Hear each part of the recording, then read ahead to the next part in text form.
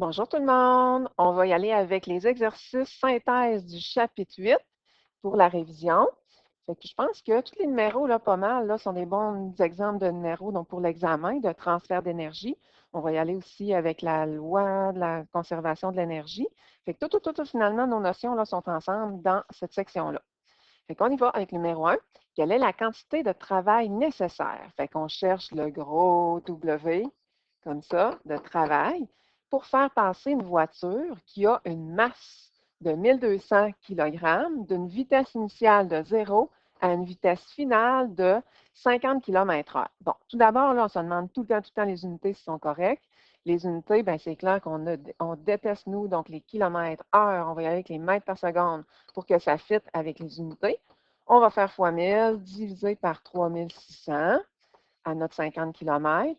Bien là, notre zéro, on sait hein, que ça va donner pareil, donc 0 mètres par seconde. Puis notre vitesse initiale, bien, elle est de 0. Ensuite, il faut vraiment comprendre, parce que là, il y en a qui vont faire, mais là, moi, je vais chercher le travail.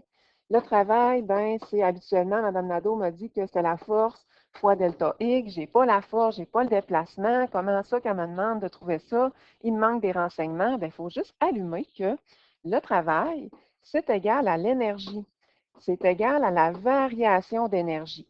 Fait que dans le fond, nous autres, on a tout pour aller calculer avec l'énergie cinétique. Là, vous allez dire, ben, pourquoi je ne prends pas la formule de l'énergie potentielle gravitationnelle, là, MGH? Bien, premièrement, c'est parce que notre véhicule est en mouvement. Fait que c'est sûr qu'on est avec l'énergie cinétique qui est déployée. Deuxièmement, ben, on ne connaît pas la hauteur. Il n'y a pas de hauteur là, à laquelle la voiture est lancée. Fait que c'est clair qu'on va y aller avec la formule d'énergie cinétique. Fait que dans ce temps-là, nous autres, il faut faire donc la variation d'énergie finale moins la variation d'énergie initiale. On sait que la variation d'énergie initiale, vu que la vitesse est de 0, ben, l'énergie cinétique initiale va être de 0 aussi. Fait que tout ce qu'on va avoir à faire, c'est d'aller calculer l'énergie cinétique en fonction de la vitesse finale. Fait qu'on fait une demi fois la masse du véhicule, fois la vitesse. On fait attention, hein, c'est toute la vitesse avec ces unités qui vont être au carré. On calcule ça, donc ça nous donne donc 115 926 joules. Puis, bien, c'est sûr qu'on n'a pas besoin, n'a pas besoin de faire le moins zéro. Là, on le sait que l'énergie cinétique initiale est de 0 et ça nous donne notre réponse directement. Fait que ça veut dire qu'à l'examen de fin d'année, si on n'allume pas que le travail, bien, c'est la même chose que l'énergie. La preuve, c'est que le travail est en joules et l'énergie, donc aussi, sont ces unités, donc sont les joules. Bien, c'est sûr qu'on n'est pas capable de faire notre problème. Numéro B, quelle est la quantité de travail nécessaire? Donc, on cherche encore, donc le travail. Le travail nécessaire, c'est comme le travail total, là, dans le fond, pour faire passer une voiture qui a une masse, c'est un peu le même problème de tantôt, mais là, sauf que la vitesse initiale est de 50 et la vitesse finale est de 100 km/h. Encore là, on va convertir nos kilomètres-heure en mètres par seconde. Donc, avec notre petit truc rapide, fois 1000 divisé par 3600 pour les mettre en mètres par seconde. Et c'est clair que, comme tantôt, on faut allumer que le travail est égal à l'énergie. Donc, l'énergie cinétique, ben, on le sait que c'est quand on est en mouvement. Fait qu'on va faire tout simplement l'énergie cinétique finale moins l'énergie cinétique initiale, puisque ça, on sait hein, que c'est égal à la variation d'énergie. Fait qu'on va aller faire 2 fois la même formule, une fois avec la vitesse initiale, une autre fois avec la vitesse finale. Fait que le 1/2, ça ne change pas. La masse de la voiture ne change pas. Ici, on y va avec notre vitesse initiale. Une autre fois, pareil, avec notre vitesse finale. On va soustraire les deux réponses et ça va nous donner tadam, donc 347 778 joules. Il y en a qui vont dire, mais madame, en ça que j'ai fait la finale moins l'initiale, ben c'est comment? Même chose que la variation de température, hein, on fait tout le temps température finale moins la température initiale. Puis de toute manière, tout le temps le gros chiffre moins le petit chiffre, là. Donc, pour avoir un travail, dans le fond, positif, à moins qu'on s'oppose au mouvement. On a Thomas qui fait de la planche à roulettes. La masse totale de Thomas et sa planche incluse est de 53 kg. Le module qu'il utilise a la forme d'un quart de cercle dont le rayon, on va l'écrire R en haut, est de 3 mètres. Si Thomas part du sommet du module à une vitesse nulle, oh, fait que ça veut dire qu'il faut que j'allume que ma vitesse initiale est de 0 mètres par seconde. Quelle sera la grandeur de sa vitesse atteindra le bas? Fait qu'on cherche la vitesse finale. Fait que dans le fond, là, on aurait, là, tu sais, un peu tendance à dire, ah, ça doit être un MRUA. Fait que je vais aller chercher finalement donc les formules du MRUA. Mais si je suis capable de le faire avec l'énergie, là, c'est beaucoup, beaucoup, beaucoup plus simple. Fait que dans le fond, nous autres, si on cherche la vitesse, bien, on le sait, qu'il y a la formule d'énergie cinétique que je vais transcrire ici. 1/2 fois la masse fois la vitesse au carré. Je vais aller isoler donc la vitesse. Fait que je vais faire la racine de 2 fois donc l'énergie, l'énergie cinétique, je cherchais mes mots, divisé donc par la masse, et je vais aller chercher ma vitesse finale. Je vous conseille toujours de commencer par la fin de votre problème. Fait qu'avec la fin du problème, ben, vous allez comme faire oh, il me manque telle affaire, telle affaire. Fait que je vais pouvoir aller le trouver. Fait que ici, qu'est-ce qui nous manque? Ben, il ne nous manque pas la masse, parce que la masse, on le sait. Le 2, c'est correct. La racine, c'est correct. Fait qu'il nous manque donc l'énergie cinétique. Autrement dit, ben, il nous manque, dans le fond, la variation donc d'énergie donc cinétique là, pendant donc, le trajet. Fait que c'est sûr que nous autres, là, avant là, que le petit gars là, s'en aille sur sa planche à roulettes, là, puis il fasse là, dans le fond donc un cercle ou en tout cas qu'il se glisse, lorsqu'il est en haut, on se rappelle hein, qu'il est plein d'énergie potentielle à son maximum. Fait que je suis capable d'aller calculer ça, mon énergie donc potentielle gravitationnelle au début. C'est pour ça qu'ils ont mis initial. Fait que c'est la masse de mon bonhomme fois donc le G fois la hauteur à laquelle donc il partait. Fait que ça nous donne ici donc l'énergie. Fait que dans le fond, on suppose que ça, là, c'est le niveau de référence pour avoir donc l'énergie potentielle gravitationnelle au début. Fait que dans le fond, ça nous donne comme l'énergie totale, tu sais.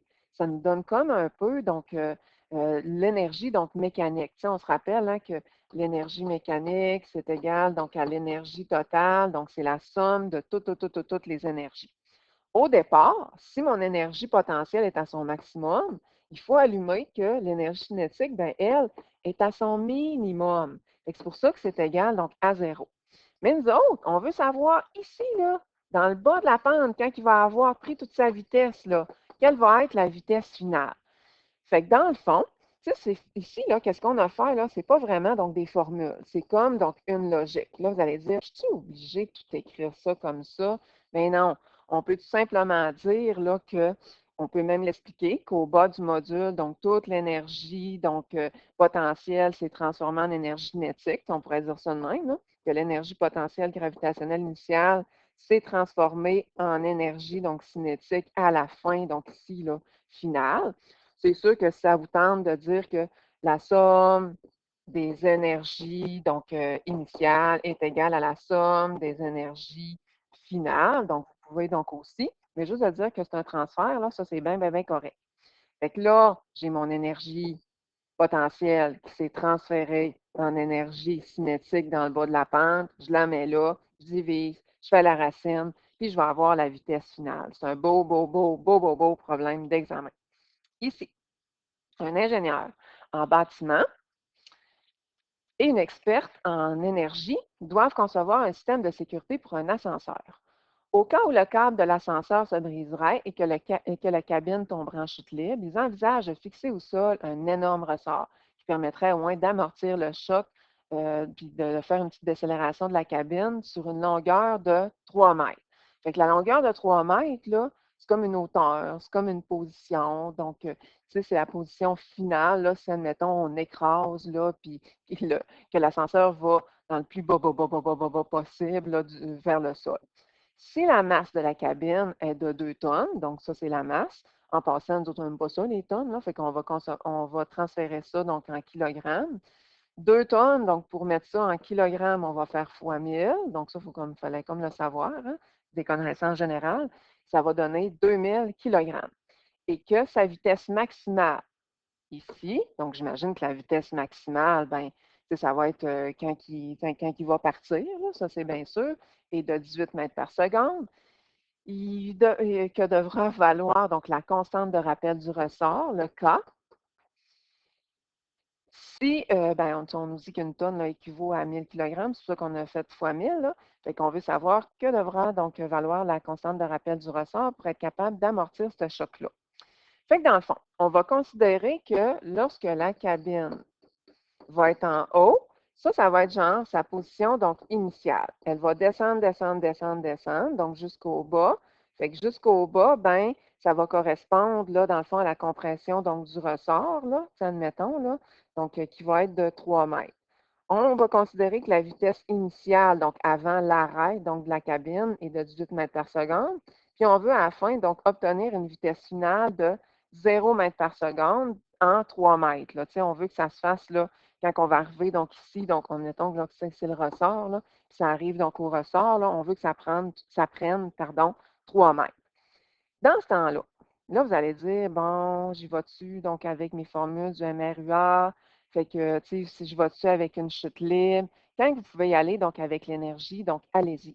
Puis là, vous vous dites, bien, qu'est-ce que je pourrais donc calculer? Ah ouais, je pourrais aller calculer, c'est sûr, donc mon énergie potentielle gravitationnelle, là, MGH.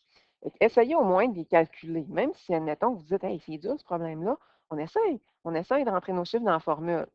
Fait qu'on est capable quand même de faire la masse fois le G fois la hauteur. Ça, tout le monde est capable donc de faire ça. On est capable donc aussi d'aller essayer donc l'énergie cinétique, puisque mon ascenseur est en mouvement, une demi fois la masse fois la vitesse donc au carré. Ça, on est capable donc aussi. Puis c'est clair que, comme ça ici, que moi, quand que je vais aller chercher la constante du rappel du ressort, ben j'ai une force qui est variable. Fait que si j'ai une force variable, je vais l'écrire ici, force variable. Ça veut dire que je vais prendre la formule, donc la force variable, du travail pour une force variable, de l'énergie pour une force variable, puis je vais aller isoler le K. Fait que si je le K, le contraire de diviser par 2, c'est fois 2. Le contraire de fois delta x à la 2, bien, c'est divisé par delta x à la 2. Le 2 suit, l'exposant 2. Fait que je vais pouvoir aller calculer tout ça. Fait que le 2, ça va bien. L'énergie, ben c'est ça là, que je vais me poser comme question, donc lequel que je vais prendre. Je vais diviser par la hauteur de compression du ressort, là, qui est de 3, donc exposant 2. Fait que là, pourquoi que je prendrais donc cette énergie-là? C'est tout simplement, on suppose, dans le fond, là, que le niveau de référence pour l'énergie potentielle correspond à la position la plus basse donc, de l'ascenseur, avant là, que le ressort se comprime. Ça, c'est bien sûr. Puis, oups, j'ai échappé donc mon petit crayon là, que je vais aller chercher. Puis aussi, donc, on considère que lorsque l'ascenseur est, c'est expliqué ici, là, de toucher au ressort, ben, une partie de son énergie cinétique, puis une partie de son énergie potentielle, donc parce que l'ascenseur peut encore descendre, là, existe encore. Fait que ça veut dire que je vais aller additionner donc mes deux réponses. Donc ici, la réponse qu'il y a là, on va aller l'encadrer. La réponse qu'il y a ici, tiens, je les additionne et ça donne la somme des énergies. Moi, là, au lieu donc d'écrire tout ça, là, puis que je sache là, que à la fin, à la fin, à la fin, donc ça, oups, ça ici, pardon, pas là, là. Donc, je vais aller effacer ça ici, comme ça. Donc, à la place de considérer que ça, c'est égal à 0, que l'énergie cinétique finale, donc, est égale à 0, puis que l'énergie potentielle gravitationnelle finale est égale à 0, bien, moi, je vais tout simplement aller écrire la formule logique, là, que l'énergie mécanique, c'est égal à l'énergie, donc, totale. Puis l'énergie totale, bien, c'est la somme de toutes les énergies. Fait que je vais aller tout simplement additionner, donc, mes énergies, puisque les deux dans le fond, l'énergie coexiste donc dans le problème, donc en même temps, au même lieu là, lors de la compression du ressort. Fait que c'est pour ça qu'on les additionne, ça va me donner mon total, je peux mettre mon énergie ici, et voilà, fait que je vais trouver la constante de rappel du ressort. C'est tout le monde, là, pour avoir des points, là, est capable d'écrire les trois formules d'énergie. On sait que quelque chose se comprime. Fait qu'on écrit la formule d'énergie potentielle élastique. On sait que l'ascenseur a une certaine position. Et on est capable d'écrire cette formule-là, puis aller rentrer donc les chiffres. Puis on est capable aussi d'y aller donc avec la formule donc d'énergie cinétique, puis de rentrer nos chiffres dedans. Là, il y en a qui vont dire, bien, il y a ici là, que je doutais un peu. Bien, au moins, vous allez avoir été chercher là, tous vos points. Là. Vous êtes capable aussi là, d'isoler le K dans l'énergie, donc pour une force donc, qui est variable. Numéro 4, un peu moins long. À quelle vitesse une voiture, donc ça, moi, je cherche la vitesse, le V, une voiture qui a une masse de 1000 kg doit-elle rouler pour avoir la même énergie cinétique qu'un camion qui a 20 000 kg roulant à une vitesse de 30 km/h. Bon, on va tout de suite transférer donc nos unités. On va les mettre en mètres par seconde en faisant fois 1000 divisé par 3600. Tiens, je vais mettre mon petit 6 donc ici. Puis vu que je cherche la vitesse, c'est clair que mon objet est en mouvement, ma voiture est en mouvement, fait que ça fait référence à l'énergie cinétique. Fait que je vais aller écrire la formule d'énergie cinétique, je vais aller isoler le V. Pour isoler le V, le contraire de diviser par 2, c'est fois 2, fait que j'envoie mon 2 de l'autre côté. Le contraire de fois M, c'est divisé par M, et le contraire d'exposant 2, c'est la racine. Fait que tout ce qui va me rester donc à faire, là, quand que je vais connaître mon énergie, ça va être de rentrer mes chiffres donc, dans le problème. Donc, je connais mon 2, donc le 2, je l'écris. Je connais donc la masse, donc là, on fait référence donc, à la masse de la voiture, parce que nous autres, on veut chercher donc la vitesse donc, de la voiture. Mais pour savoir, dans le fond, l'énergie cinétique qui va être transférée de la voiture donc au camion, parce que ils disent qu'ils ont la même énergie cinétique. Fait que ça veut dire que l'énergie cinétique de la voiture est égale à l'énergie cinétique du camion. Si on peut l'écrire, admettons, comme ça. On va aller tout simplement calculer, tiens, l'énergie cinétique du véhicule que je connais tout, là. Fait que je connais donc la masse, moi, du camion. Je connais la vitesse, donc aussi, donc du camion. Fait que je peux aller calculer son énergie cinétique. On dit que l'énergie cinétique donc, est la même pour le camion et la voiture. Fait que je vais prendre la même énergie cinétique, je vais résoudre mon problème, puis le tour est joué. On change de page, moi aussi, je vais changer de page au numéro 5. Il nous reste 1, 2, 3, 4, 5 pages. C'est quand même assez long, là, ces exercices synthèse-là, mais ça fait bien, ça nous fait beaucoup de pratique. Un morceau de glace qui a une masse de 150 grammes. Nous autres, on n'aime pas ça, donc les grammes. Fait qu'on va diviser par 1000 pour mettre ça en kilogrammes. Se détache d'une cheminée. Il tombe d'abord verticalement d'une hauteur de 1 mètre, puis glisse le long donc d'un toit verglacé, là, qui a une hauteur donc, ou un déplacement, ou probablement qui glisse là, en ligne droite, là, j'imagine, donc de 4,5 mètres le long d'un toit dont la pente, c'est incliné, dont la pente est de 60 degrés par rapport à l'horizontale pour finalement chuter encore, voyons, d'une hauteur de 9,5 mètres jusqu'au sol. Quelle est la vitesse finale donc, du morceau de glace? Fait que là, vous allez dire, oh, moi, je cherche la vitesse finale. Là, il y en a qui vont dire, je peux-tu utiliser, admettons, donc les formules du mouvement chute libre? Probablement que ça se ferait donc aussi. Mais quand on peut y aller, donc avec l'énergie, là, on y va. Donc, c'est vraiment plus facile. Fait que je vais aller prendre la formule de l'énergie cinétique. Je vais vous la réécrire, donc ici, là, pour que vous l'ayez vraiment proche. Énergie cinétique, parce que souvent, ils sont tendance, ils mettent les formules au début, puis après ça, on ne sait plus où est-ce que ça vient. Là. Fait que je mets les formules ici. Énergie cinétique, 1/2 MV2. Je vais aller isoler le V. Isoler, donc le V. Fait que le contraire de diviser par 2, c'est fois 2. Le contraire de je vais vous le mettre ici là, pour que vous l'ayez juste à côté. Là. Donc, 2 fois l'énergie cinétique pour avoir mon V tout seul. Le contraire de fois M, c'est divisé par M. Puis pour l'exposant 2, c'est la racine.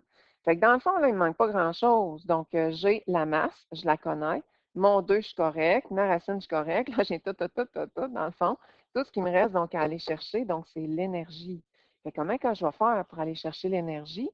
C'est que là, j'ai quand même, donc ici, donc un petit bout donc, à faire pour découvrir nos choses. Fait que là, en passant, je vais faire un petit dessin. J'en avais fait un, donc l'autre fois, là, puis ça allait comme un petit peu mieux.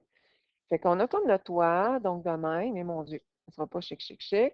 On a une cheminée, donc de même. La cheminée, donc, elle a une hauteur de 1 mètre. Ça va descendre comme ça. Donc, sur un plan incliné, on va se mettre des petites lignes de même, là, avec un angle de 65, je crois. Oui, non, de 60, donc degrés. On a un angle de 60 degrés.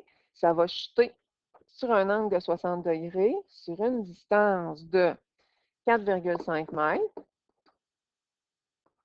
Et ça descend comme ça de 9,5 mètres. Bon, hey, là, on a tout qu'un parcours là, pour notre glace. Fait que nous autres, on va aller quand même aller chercher l'énergie potentielle gravitationnelle parce que, tu sais, on s'entend là que notre cube de glace, là, il part de loin, là. Fait qu'on va aller chercher ça, l'énergie potentielle gravitationnelle qui est la masse fois notre G, donc fois notre hauteur. Là, vous allez dire, hein, où c'est qu'ils ont pris donc cette hauteur-là? Fait que là, il faut aller calculer dans le fond le 1 mètre. plus le 9 mètres. On s'en fout hein, que ça s'en va là, en diagonale. On va aller chercher aussi là, ce petit bout-là là, de combien que ça descend. Fait que le 1 mètre, on l'a. On a mis des moins parce que ça descend donc de 1 mètre, là, mais sinon, donc on s'en fout un petit peu. Là, on le sait que ça s'en va vers le bas. Le 9,5 mètres, donc on ne le sait pas.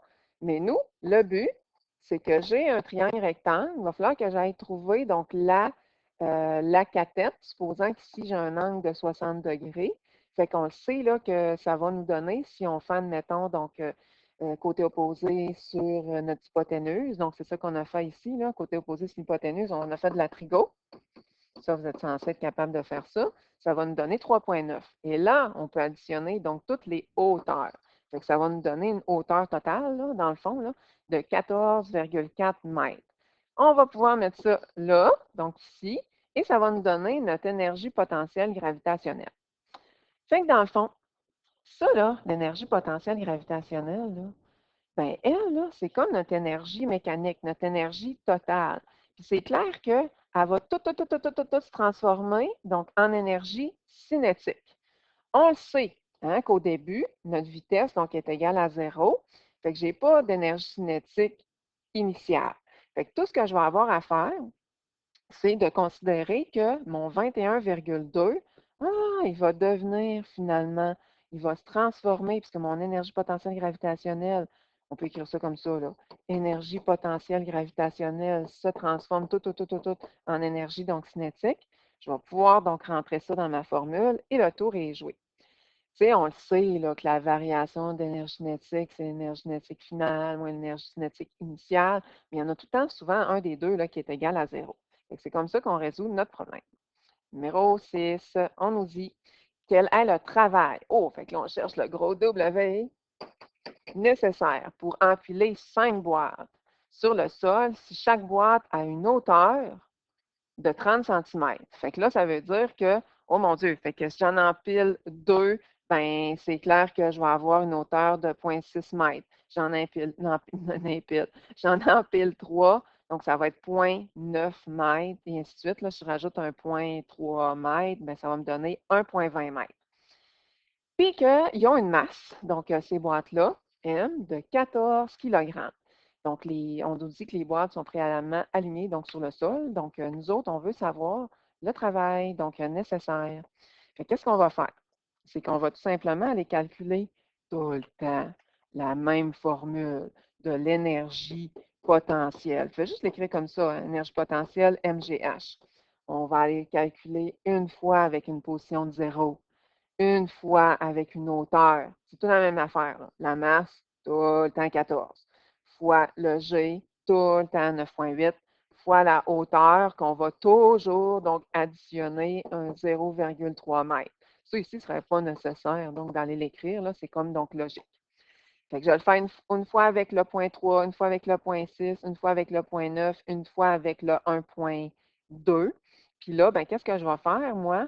C'est que je veux savoir, ben, dans le fond, toute la somme du travail. Parce qu'on sait que le travail, là,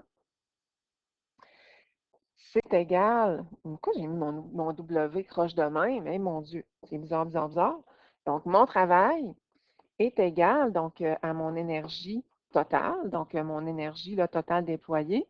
Fait que je vais tout aller additionner donc mes énergies donc ici, les réponses de mon calcul d'énergie potentielle gravitationnelle et le travail nécessaire pour empiler ces 5 boîtes, la première, la deuxième, plus la troisième, puis ainsi de suite, bien, on sait qu'on va avoir à déployer 412 joules. Et voilà, donc ils ont dû arrondir le chiffre, là. Ils sont de même, eux autres, ils arrondissent tout le temps. Vous autres, laissez votre chiffre avec le plus de chiffres significatifs. Une pierre qui a une masse, donc nous autres, on n'aime pas bébé ça, donc une masse en grammes, si on a besoin de calculer, là, on va transférer donc en kilogrammes, est placée dans une fronde, là, ça veut dire une espèce de petit élastique, une espèce de petit lance-pierre, là. Puis on nous dit le graphique ci-contre décrit la force exercée par l'élastique de la fronde sur la pierre. Donc, est-ce que cet élastique obéit à la loi de Hooke? Ben oui. Pourquoi? Ben, c'est parce que tout simplement, j'ai un élastique, j'ai une force donc qui est variable, puis que la pente du graphique, ben, va vraiment donc correspondre, c'est clair, donc à une valeur donc négative. Bon, OK. Fait que ça, c'est bien, bien, bien, bien correct. Je pense que le graphique, là, vous l'aviez déjà. Fait que le but, c'est que si, admettons que je me prends un chiffre juste là, ici, on va y aller avec le 30, je crois. Oui, il arrive juste ici. Moins 15,30, comme ça ici. Ben, tu sais, je peux savoir que, tu sais, dans le fond, là, pour chacun des étirements, quelle va être, admettons, donc la force, puis ainsi de suite. Puis on voit là que le pas de graduation, là, il est tout le temps, tout le temps, tout le temps pareil. On cherche justement la constante de rappel du ressort.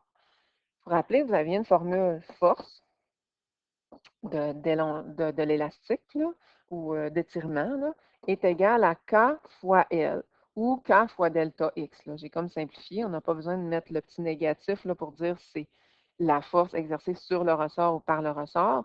Nous autres, qu'est-ce qu'on va aller chercher? Donc, c'est le K qu'on va aller isoler. Fait que je vais faire F divisé par l'allongement ou delta X, là, c'est la même chose. Fait que je vais faire la force. Je prends n'importe quel point là, dans le graphique. Là. Fait que la force ici, lorsque j'ai certains étirements de 0,015, de toute façon, ça va être le même. Dans le fond, je viens de calculer la pente, c'est ça que je viens de faire. Puis ça va nous donner tadam, la constante de rappel du ressort. Et voilà. Numéro C. Si l'élastique est étiré sur une distance delta X de 15 mètres, puis relâché, quelle sera la vitesse de la pierre? Fait que nous autres, si on cherche la vitesse, c'est sûr qu'on travaille avec l'énergie cinétique. C'est sûr qu'il va falloir isoler donc la vitesse. Pour isoler la vitesse, on le sait, le contrat divisé par 2, c'est fois 2. On divise par notre M, puis si on veut enlever notre exposant 2, donc on fait donc la racine. Fait que nous, qu'est-ce qui nous manque? Donc notre 2, on l'a. La masse, on l'a. On s'était dit tantôt qu'on allait changer si on avait besoin là, de notre masse en kilogrammes, on allait diviser par 1000. Mais qu'est-ce qui me manque? C'est ça ici. Donc, c'est notre énergie. Fait que c'est clair que pour savoir donc la vitesse, on le sait qu'avant de lancer, ben c'est sûr qu'on avait donc une énergie potentielle élastique donc de départ parce qu'on étire notre fronde. Fait qu'on peut utiliser la formule de l'énergie d'une force variable, une demi fois la constante, fois finalement donc l'étirement. Et mon Dieu, je me demandais qu'est-ce que je faisais donc avec ça. Donc l'étirement au carré. Pas nécessaire de mettre un petit négatif. Là, on le sait là, que c'est super ou sur donc l'élastique. Ça va nous donner ça ici. Et on le sait que toute notre énergie potentiel élastique va se transformer en énergie cinétique. On a juste besoin donc d'écrire ça. On envoie ça là et bingo, donc le tour est joué. Donc, on vient de finir notre problème. Et on est rendu au défi. On nous dit un planchiste. Les défis, hein, faites-les tout le temps. Parce que si vous comprenez les défis, ben, ça veut dire que vous êtes un petit peu plus près, donc pas mal plus près donc, pour aller au cégep. Une planchiste part du point A et se rend au point B, donc l'autre côté et s'élève jusqu'au point C. Oh, fait que là, elle avait une certaine vitesse, là. Elle va aller vraiment plus haut là, pour aller se retourner, puis se renvoyer donc sur son plan de pente, qui se trouve à une hauteur quand même assez haute de 2,4 mètres au-dessus du point B. Quelle devrait être la vitesse initiale qu'elle devrait se projeter, donc pour être capable de monter aussi haute? Fait qu'on nous dit donc ici, qu'est-ce que je pourrais aller trouver donc avec mes formules? Moi, je cherche donc ma vitesse. Fait que c'est clair que si je cherche ma vitesse, ben, il va falloir que je prenne donc l'énergie donc cinétique. C'est clair que j'ai une certaine hauteur donc à obtenir, mon 2,4 mètres, ben, c'est sûr que je vais avoir donc une énergie potentielle, donc c'est sûr gravitationnelle. Donc, c'est sûr qu'il va falloir que je travaille, tiens, les deux formules étaient collées avec ces deux formules-là. Fait à savoir que lorsque le planchiste là, atteint le point B, sa hauteur et sa vitesse sont les mêmes qu'au point A. S'il n'y a pas de friction, hein, on s'était dit, hein, selon l'expérience là, qu'on avait vu Newton, là, si on part donc à un point là, on va revenir à ce point-là, donc à la même vitesse. Fait qu'on peut fixer dans le fond le point B comme étant la hauteur de départ. C'est comme le point zéro, c'est comme si finalement c'était le sol. Là. Fait que lorsque le planchiste maintenant atteint là, son 2,4 mètres, donc ici, là, c'est clair qu'il va monter, monter, monter, monter, il ne montera plus. Fait que ici, sa vitesse va être de zéro. Fait que vitesse finale va être de zéro. Fait qu'on peut alors, dans le fond, on peut alors éliminer là, finalement donc la masse si on est capable donc d'égaler donc les deux. Vous allez voir, on fait un petit peu d'algèbre, ça va être un peu donc différent, donc ce problème-là. Fait que dans le fond, notre énergie potentielle gravitationnelle va être égale donc à notre énergie donc cinétique, donc qui va être l'énergie cinétique là, initiale. Fait que l'énergie cinétique initiale va être égale à mon énergie potentielle gravitationnelle finale, parce que les deux autres, comme on s'était dit, sont égales à zéro. Fait qu'est-ce qu'on va faire? C'est qu'on va aller égaler finalement donc les deux. Fait que je ne sais pas si vous avez vu, là, on va faire comme si que ça n'existait pas. On va mettre un gros égal, puis là, on va aller isoler, ben, le V, donc la vitesse finalement, donc initiale. Les masses, on a le droit d'annuler ça, donc en mathématiques, donc c'est permis. Si je veux isoler donc ça ici, ben, qu'est-ce que je vais faire tout simplement? C'est que je vais aller donc me débarrasser du 2, donc en faisant fois 2 ce petit tas-là là, qui reste donc ici, puis aller annuler l'exposant 2, bien, je vais faire la racine. Fait que ça va simplifier ma patente. Là. Fait que je vais faire 2 fois la gravité fois la position, notre hauteur, là, finalement, que je vais atteindre, et je vais avoir ma vitesse initiale que je dois avoir. Numéro 2, un petit peu plus long celui-là. Fait qu'on a donc Yannick. Yannick, lui, il roule, bon, ça c'est sa vitesse initiale, à 35 km/h sur une route. Il aborde une côte qui le fait descendre de 15 mètres. Donc, ça, c'est comme une hauteur, ou en tout cas, c'est sa position là, d'origine, là, vers le fond d'une vallée. Yannick cesse d'appuyer sur la pédale de l'accélérateur, puis va laisser aller la voiture, donc sans donner d'accélération, librement. Au bas de la côte, il croise un panneau indiquant une vitesse maximale, oh boy, donc de 70 km/h. Fait que notre vitesse de 70 km/h, là, c'est ça là, qu'il faudrait, donc, dans le fond, donc, atteindre. Fait qu'on a une autre vitesse. Supposons que le frottement avec la route et la résistance de l'air sont négligeables, ben sinon, ce serait une autre affaire. Là.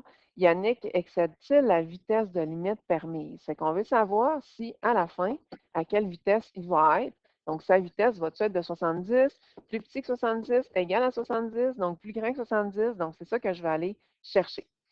Avant, on va convertir les 35 km/h en mètres par seconde en faisant fois 1000 divisé par 3600. C'est notre petit truc. Ensuite, on va aller calculer qu'est-ce qu'on peut. Donc, tout simplement. Fait que là, dans le fond, on va aller égaler donc les deux comme on a fait donc la dernière fois. On sait alors que, comme d'habitude, que l'énergie, selon la loi de la conservation de l'énergie, ben, toute l'énergie donc initiale va se transformer donc en énergie finale. On sait que le travail, ben, c'est la variation d'énergie. Fait que dans le fond, on le sait que toute l'énergie initiale puis potentielle, excusez, que toute l'énergie cinétique initiale puis l'énergie potentielle gravitationnelle initiale vont se transformer donc à la fin, donc en finale. Mais sauf que nous autres, ben, on peut aller éliminer donc des variables parce qu'on va aller chercher, là, nous autres, la vitesse donc finale. Fait que regardez comment je vais me prendre. Parce que là, il manque comme des données, fait que je vais me servir de l'algèbre. On sait que notre énergie cinétique, ben, c'est 1/2 mv à la 2, donc la vitesse initiale, comme ça ici qu'on connaît. L'énergie potentielle gravitationnelle initiale, donc qui est mgh. Ici, on a mgh, même chose, donc finale. Puis la même affaire aussi, là, on a la vitesse, donc finale. Qu'est-ce qu'on peut faire? C'est qu'on peut les isoler, donc la masse. Isoler, donc pas isoler, excusez. Annuler, donc les masses. Fait qu'on va réécrire, donc nos formules en enlevant, donc le m. Et là, on va remplacer, donc nos variables par nos chiffres. Qu'est-ce qu'on connaît? Hey, on connaît, donc la vitesse initiale que je vais mettre à la 2. On va faire fois-fois, comme ça, on va pouvoir, là, plus facilement donc, calculer nos affaires. On connaît donc le G. On connaît donc la hauteur. La vitesse finale, ben, c'est ça que je cherche, donc je ne peux pas l'écrire. Le G, donc c'est 9,8. Puis, on a donc aussi donc, la hauteur de départ, là, c'est comme la position donc, initiale, là, qui est de 0. Ça, c'est comme la position donc, finale. Donc, la hauteur finale, ça serait la hauteur donc, initiale. Fait que notre but, ça serait d'aller chercher ça ici. Fait que le but, c'est d'isoler, d'isoler, d'isoler. Donc, d'aller calculer donc, notre chiffre donc ici, calculer donc notre chiffre ici, aller additionner donc les deux. Ce chiffre-là, ben ça ici, ça va donner donc 0. Ça, c'est clair. Fait qu'il va falloir que je fasse x2 à ma réponse, puis avec la racine. Donc là, on n'est pas besoin de traîner les unités parce qu'on est dans l'algèbre. Et ça va nous donner une vitesse finale de temps. Là, on veut savoir si c'est plus grand, plus petit ou égal à 70. Bien, c'est plus grand que 70 km/h.